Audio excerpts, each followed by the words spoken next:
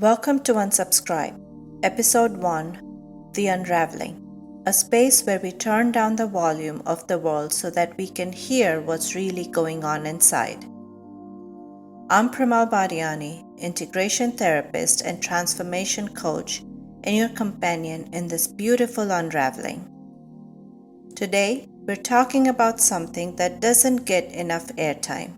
That strange, disorienting moment after the dream comes true.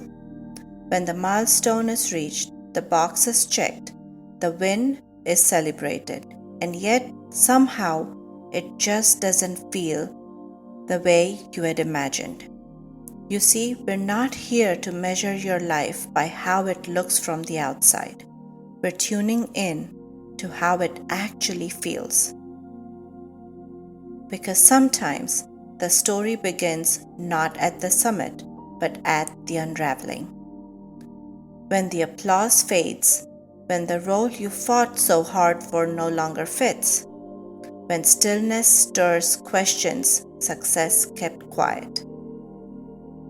This episode is for anyone standing at that edge of accomplishment, only to realize it might be the beginning of a deeper kind of coming. So take a breath. Let's begin exactly where most stories end, right here at the edge. And underneath the hustle, I know this feeling too well. I'm Bettina Floyd, a creative director and filmmaker with a passion for telling impactful, visual-driven stories. Being a creative leader, my life is a fast-paced blend of production, storytelling, and purpose. Have you ever poured years into reaching a goal, only to feel numb when you finally got there? Or maybe a flicker of joy, quickly followed by a subtle kind of grief you didn't have language for? I just want you to know you're not broken, you're not ungrateful, you're just simply awake. Yeah, and it's the secret many high achievers carry quietly. The success they were chasing didn't deliver what they had hoped for. And what's worse, it can feel like you're not allowed to even admit it. Because from the outside, you see, everything looks perfect. This is a space for that conversation. Not to tear down success, but to ask, what happens when the climb starts to feel hollow? What happens when the chase becomes unsustainable? So let's talk about that today. Yes, let's start right there. Because, Prem, I know you've worked with so many high performers, founders, CEOs, and just creative leaders across the industry. So, what's something they all have in common that might surprise people? Well, you see, one thing I see almost universally is that high achievers rarely feel like they've made it.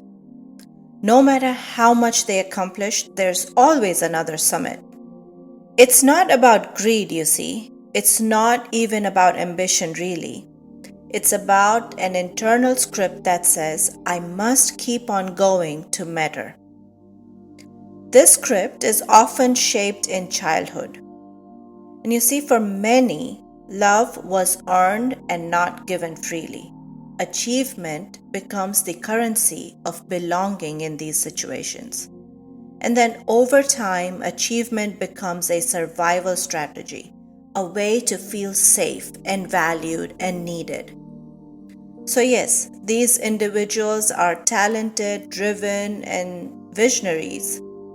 But beneath that drive, there's often anxiety or grief, or you see some sort of a fear that if they slow down, it will all fall apart. Right.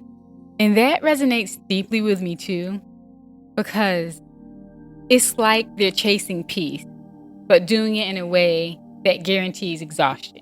Yeah, and exactly. And it's a nervous system in constant alert.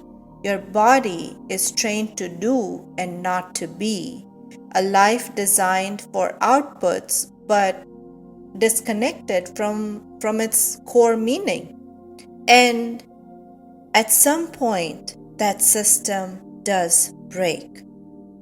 The success stops feeling like success. It really stops working. But you see, by that time, the identity is so wrapped up in the performance that these high achievers, they don't know how to stop. And I hear what you're saying, but can I just push back a little bit on that, Prem? Yeah, sure, please. Wouldn't you say that it's the drive that makes high achievers who they are? Like if they slow down, if they stop pushing, wouldn't they lose their edge? Well, that's such a common fear, Bettina. And I mean, the truth is, rest doesn't dilute your power. It reveals the source of it, right? So when high achievers learn how to pause with intention, they actually become more discerning. Their decisions become sharper, their vision clearer, because it's not clouded by compulsion, you see, anymore. It's grounded in clarity. And I often say mastery isn't about going faster towards your goal and how quickly you'll achieve it. It's about knowing when to go deeper, taking that moment to pause and to realize what that actually means for you, what success actually means for you. Wow, right. Yes, going deeper. I can really, that hits. I understand that. I think sometimes we kind of miss little nuances like that just to go deeper.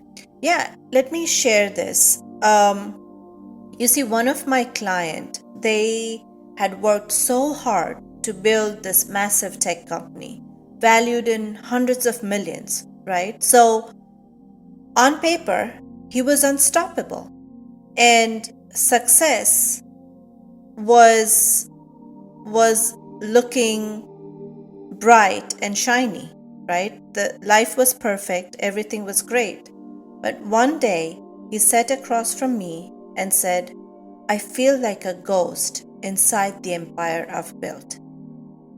And that moment haunted me, and it still does. Not because it was rare, but because it is so common. It's so common with high achieving people who have been constantly in a burnout state. Yeah, that would definitely haunt me too. And I've been in that position before. So it's kind of a little bit relieving to hear that it's so common with other people. But what happens when that system starts to break down? When the very life someone built just begins to feel heavy? What happens then?